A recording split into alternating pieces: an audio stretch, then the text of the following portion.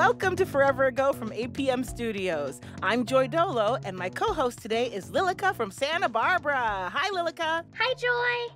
Today, we're at a Pride celebration. Our neighborhood is throwing a parade for everyone to enjoy. There's floats and music and families and dancing. Pride is a celebration of people who are queer. Right. Queer is a word that's often used to describe people who are gay or lesbian, which means they're attracted to people with the same gender as them. Or it can be someone who is transgender, which means that person's gender is different from the sex they were born with. Lilike, you wrote to us with a great idea to do an episode about the pride flag. What made you think of this topic? Well, I'm really interested in LGBTQIA+ history, and especially how the different flags are made, and I really love all the different designs of the flag because I'm always curious about them. Yeah. Do you do anything special to celebrate Pride Month? That's kind of a hard question. I draw a lot, and my mom usually, Target has a big Pride section usually, so my mom usually just goes through and just buys all of the Pride stuff. Oh, okay. So what is the last Pride item you bought? A couple of weeks ago, I got a bunch of stickers. Oh, nice. You know, I had a table. There was a Pride table at an event I was at, and they had those buttons that you kind of stick on your shirt or whatever. Those one buttons. I got 2 of them, and I made them into earrings. Oh, that is so cool. Yeah, it was like creative Pride. Is there a Pride parade where you live? Unfortunately, no, not to the extent of my knowledge, at least. Oh, boo. You got to start one. Yeah, I'd really love to go. Where do you see the Pride flag in your life? There are a couple of signs and Pride flags at various houses, kind of on our street or the streets around us. Okay. Does it make you feel anything when you see it? It makes me feel seen, and it makes me feel like the world is improving. It also makes me proud, too, to know that, flags represent so many things in so many cultures, and to know that there's representation out there right now for LGBTQIA people. It's awesome that we can just wave our flag in front of our houses or schools or a little bumper sticker on our car. Yeah, absolutely. Yeah. Oh my gosh, look at me. The parade is starting. I'm so excited. I know. I can't wait to see our finished Pride float in action. Yeah, I'd be lying if I didn't say I'm super proud of this float. But dang, all the floats this year are really next level. Yeah, look at the community playhouse one. We're here. We're queer. Get your tickets for King Lear. I love thespians. Oh, look, it's the Marty's Discount Tire Gay Men's Choir. Their motto is, we'll sing the harmonies and save you car monies. Cha-ching!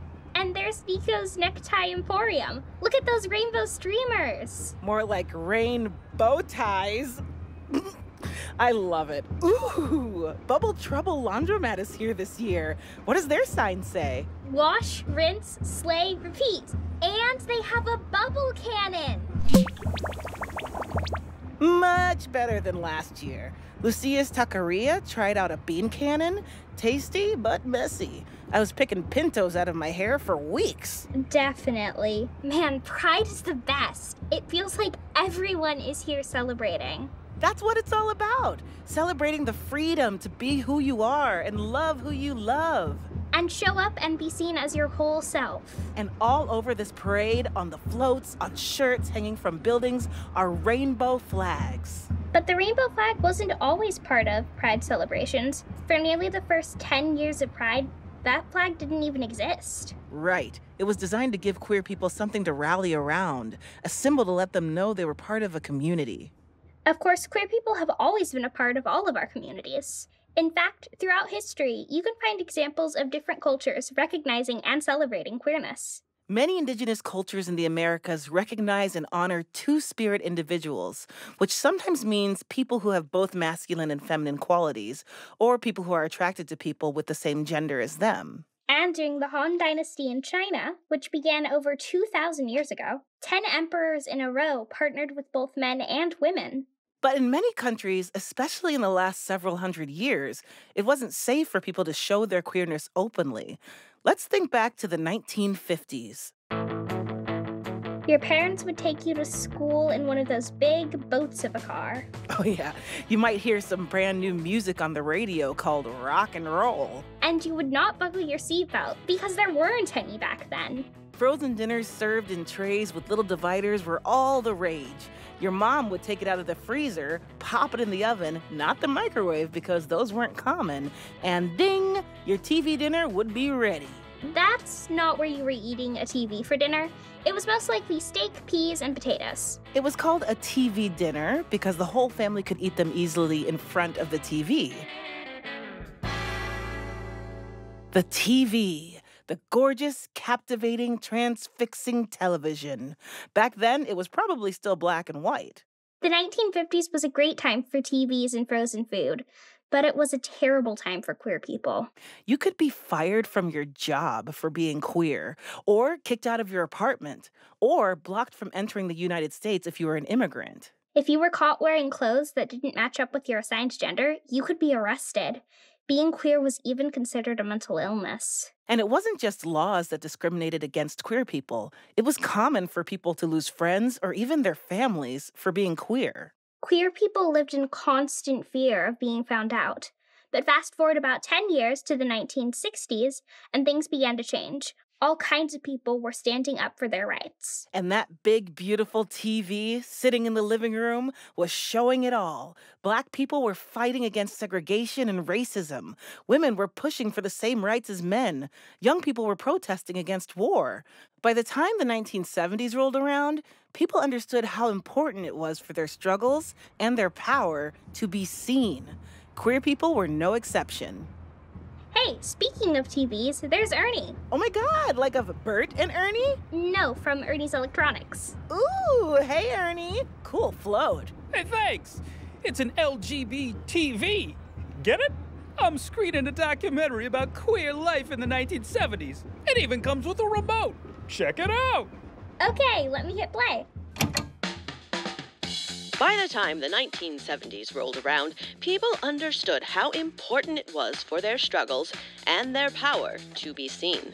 Queer people were no exception. Hey, I just said that. The first Pride marches were organized in cities across the country for June of 1970.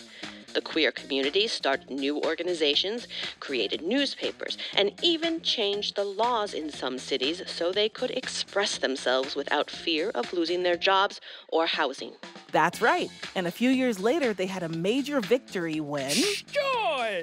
No one can hear my beautiful television. And a few years later, they had a major victory when the American Psychological Association decided that being gay would no longer be considered a mental illness. Right. Not that it ever was a mental illness, but it was good doctors were recognizing that.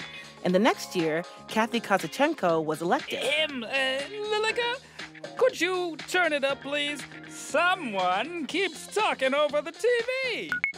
The next year, Kathy Kozachenko was elected to City Council in Ann Arbor, Michigan, which made her the first openly gay person elected in the United States. I cannot believe this. I know, she was a real trailblazer. No, I can't believe this narrator. They're stealing all my lines. Still, every time there was a win in one part of the country, it felt like in another part, rights were being taken away.